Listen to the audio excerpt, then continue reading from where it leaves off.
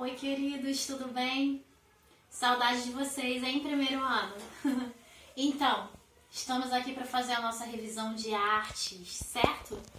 E eu posso dizer que nesse primeiro bimestre, a maior riqueza que nós entendemos, né, e conversamos nas nossas aulas de artes eram todas relacionadas à maneira que o homem se expressa. E o homem se expressa de um determinado modo de acordo com aquele momento histórico em que ele está vivendo. Né? Então a gente tem isso em todas as idades da história.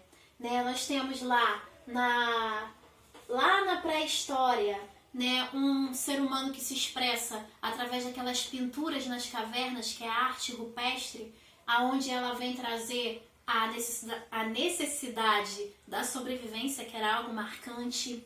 Nós temos no período antigo a grande marca dos povos mesopotâmicos, né, que viviam uma vida também relacionada ao misticismo, então eles construíam grandes templos para os seus deuses. Nesse mesmo período, nós temos a arte paleocristã, que eram as artes especialmente feitas nas catacumbas, que são tumbas subterrâneas, onde os cristãos se reuniam na época da perseguição para poder fazer o seu culto, e ali tem vários desenhos e esculturas que expressavam aquilo que eles viviam. Nós temos na Idade Média ainda também uma marca muito grande da Igreja Católica, né, que vem através da arte românica, ainda com influência, né, de Roma, né, da cultura romana, construindo aquelas grandes igrejas de paredes grossas, naquele período que nós conhecemos como Alta Idade Média, né, do século V, do século V até o século XI, mais ou menos. E temos a arte também gótica, que é do século XI, mais ou menos, até o século XV, ainda dentro desse período medieval, ainda com aquela expressão cristã muito forte, mas aquelas igrejas que têm várias torres no alto, com as paredes mais finas, com mais luminosidade na sua arquitetura, e aquelas torres vêm demonstrar como se fossem as mãos estendidas para Deus, né, nas suas orações. Depois disso a gente tem aquele período da Idade Moderna, onde a igreja ela ainda está ali, mas não tem mais o foco tão principal, o homem já começa a ficar mais no centro daquilo em que se expressava artisticamente, né? E também ficava um apelo muito grande científico ao conhecimento das coisas, da ciência, e os artistas expressavam isso, né? Naquilo que eles pintavam, naquilo que eles esculpiam, que eles construíam. Né? E a gente nessa época tem essa força, essa expressão artística grande do renascentismo, e também temos o período, a arte barroca, que também está nessa época. Né? Enquanto os renascentistas estavam muito preocupados com a questão mais científica, uma expressão assim mais reta, o barroco, a arte barroca, ela era mais dramática, mais expressiva, mais colorida, mais realista também.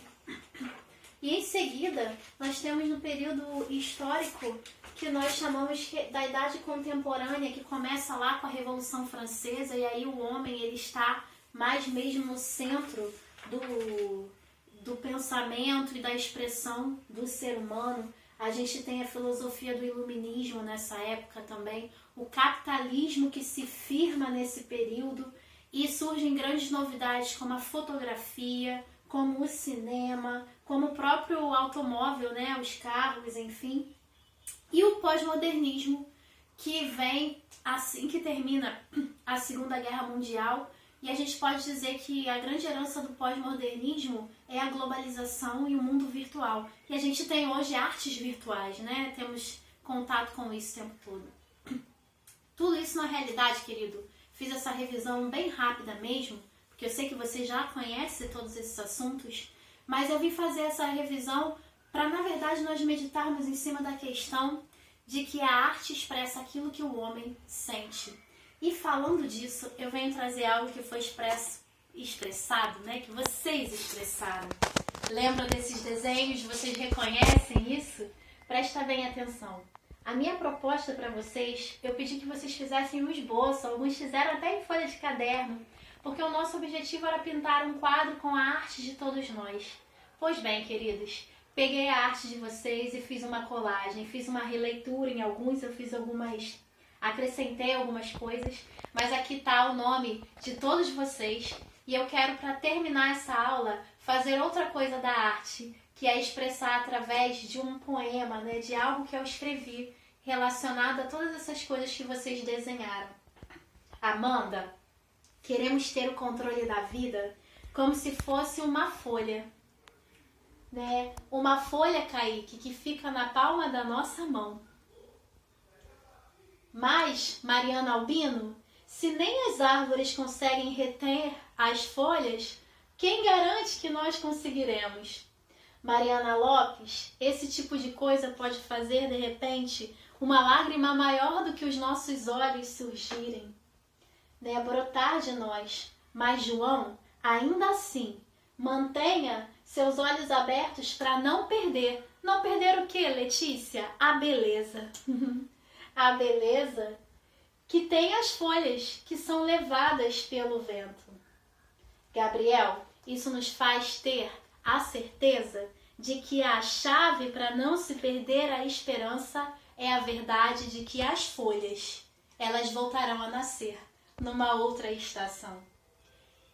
Gabriela, Glauco, Nicole e Thaís, jamais esqueçam disso, mesmo que a sua arte não esteja literalmente expressa aqui, porque você faz diferença. Porque, como diz a nossa querida aluna Clara, todo ser humano é um ser único e complexo. E você, querido, faz história. Você faz arte. Viva esse momento. Faça arte e faça história. Deus abençoe vocês. Amo vocês. Até mais.